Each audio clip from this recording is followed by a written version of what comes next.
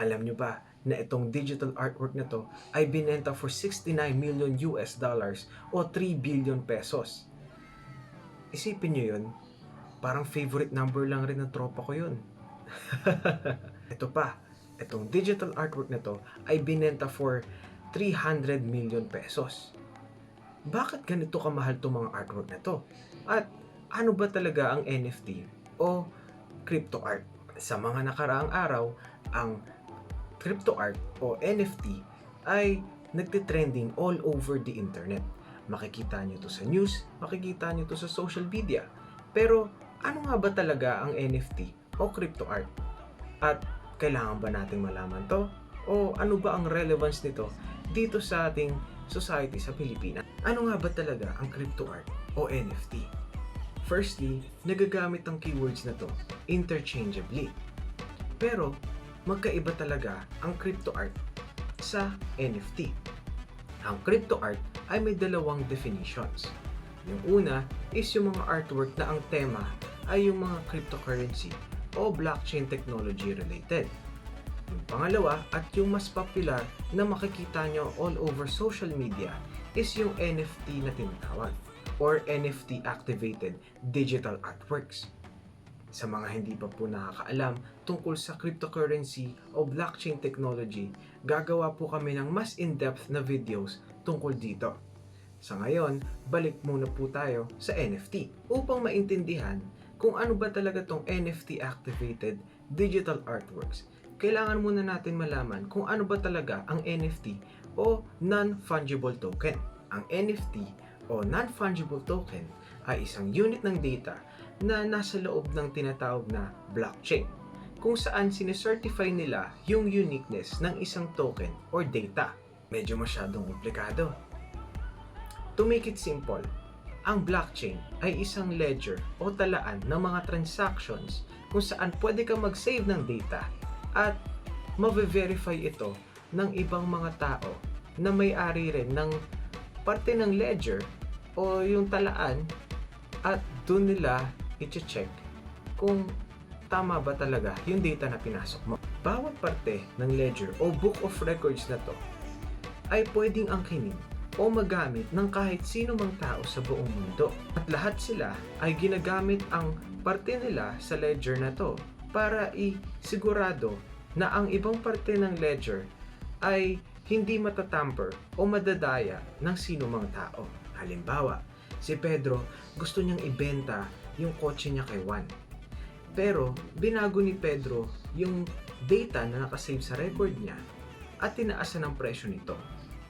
Ang hindi niya alam ay si Juan nakikita rin yung data na nakarecord dito at nakita niya kung ano ang nangyayari.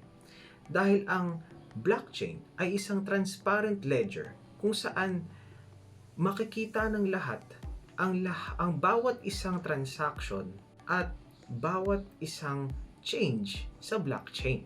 At kung ang pagbabago dito sa isang parte ng ledger ay isang pandaraya o fraud, ay ire-reject ito ng ibang mga validators o ibang parte ng ledger.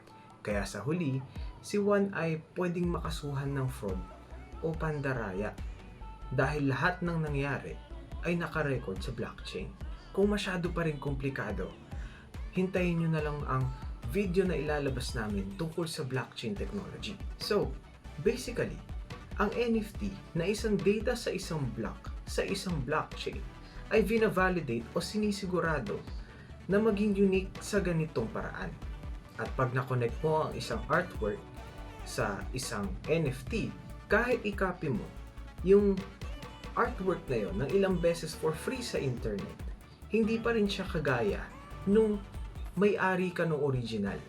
Dahil kahit anong gawin mo, hindi mo makakopy ang token o NFT. Parang kapag may-ari ka ng isang Mona Lisa, yung counterfeit na Mona Lisa, kumpara sa may-ari ka ng original na Mona Lisa painting. Kahit gaano kaganda o ka-perfect ang kopya mo sa original artwork, hindi pa rin siya parehas. Merong mga specific strokes yung painting at merong specific na edad yung painting na makikita ng eksperto. Kaya hindi mo madadaya yan. Dahil alam na natin kung anong crypto art o NFTs, sa anong paraan natin to pwede gamitin? Well, sa ngayon, hindi pa ito ganun kapatok para sa marami. Pero sa mga darating na panahon, ito ang isa sa pinakamagandang paraan para sumikat ang mga lokal na digital artists natin at para magkaroon sila ng onting income. Ang NFTs ay isa sa mga paraan para ma-acknowledge ng mga tao ang ownership ng isang digital art through digital means. Kung ikaw ay isang digital artist, may excite ka talaga sa mga ganitong trends. Dahil ang pinakamalaking takeaway mo kapag pumasok ka sa NFTs ay syempre yung profits o kita mo. Marami tayong nakikita ng mga amateur digital artists o mga Filipino digital artist trend na sobrang liit ng kinikita nila kahit na makikita mo yung ganda at evolusyon ng artwork nila kumpara sa mga panahon dati. Marami tayong nakikita na mga amateur digital artists o mga Filipino digital artists na sobrang liit ng kinikita nila. Samantalang makikita mo yung evolution talaga ng artwork kumpara noon sa mga nagagawa nila ngayon. Kailangan mo pa na pumasok sa mga malalaking kumpanya para lang kumita ng malaki. Samantalang mahirap rin pumasok sa mga ganong klaseng kumpanya. At hindi rin ganong karami ang mga kumpanya na nag-a-accept ng digital artists o kailangan ng digital artists.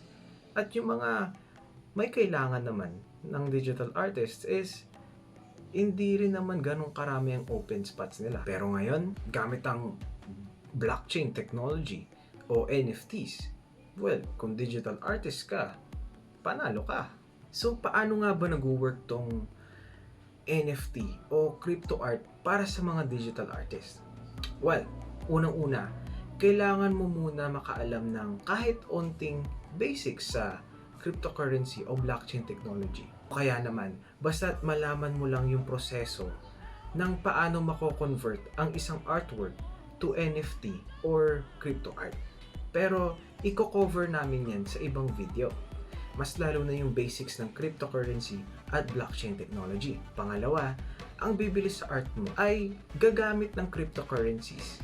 Kaya, kailangan mo rin ng crypto wallet. Pangatlo, merong mga medyo mahirap intindihin na tinatawag na gas fees. At last but not least, yung pinaka-exciting part para sa'yo as a digital artist, profits. Ang unang paraan para kumita ka sa mga artwork mo is ibebenta mo. At yung pangalawa dito sa NFTs is yung exciting na part, royalties. Imagine this scenario. Yung unang buyer mo na binili yung artwork mo for 1,000 pesos. Nung sumisikat ka na as an artist, binenta niya ito for 10,000 pesos. Here's the thing, meron kang royalties doon. So sabihin natin, meron kang 10% royalties doon sa artwork mo. Kapag binenta ito for 10,000 pesos, 1,000 pesos doon sa'yo. Ayos, di ba? Tapos, kahit ano pang ginagawa mo, let's say, kahit naghuhugas ka pa ng pinggan, bigla na lang magpiping yan sa phone mo and boom, meron kang 1,000 pesos. Kaya huwag kang magugulat kasi hindi po scam yun.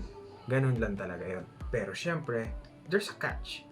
Yung minention ko na gas fees. Hindi mo masyado maintindihan to.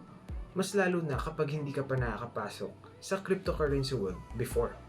Basically, yung gas fees is yung mga babayaran mo kapag i-convert mo na yung artwork mo to NFTs. At yung babayaran rin ng buyer kapag bibili na nila yung artwork mo. At medyo may kamahalan rin tong gas fees na to. Depende dun sa cryptocurrency na ginagamit ng NFT marketplace. Kagaya lang ng Shopee or Lazada na may delivery fee. Pero sooner or later, bababa at bababa rin talaga ang gas fees. Kaya i-expect nyo rin na kapag naging cheaper and easier to access na ito, masisikat talaga ang NFTs. So, yan ang mga basics ng NFT o crypto art at kung bakit magiging relevant ito sa mundo natin today at pati sa bansa natin. hindi natin mapipigilan ang pag-alon ng mga bagong technologies. Kaya much better talaga at kailangan natin na maintindihan itong mga technology na magiging future natin. Kung may iba pa kayong mga tanong or gusto nyo ng mas in-depth na video tungkol dito sa topic na to, then just drop a comment down below. At kung na-enjoy nyo ang video na to, then please feel free to like and share para mas marami makaalam kapag magpo-post na kami ng videos about sa mga bagong technologies at sa mga tungkol sa cryptocurrency and blockchain technology na kailangan nyong malaman dahil ito rin talaga ang magiging future ng lahat. And lastly, please subscribe to our channel and smash that bell button. Thank you for watching, and this has been Crypto Project. See you all again soon.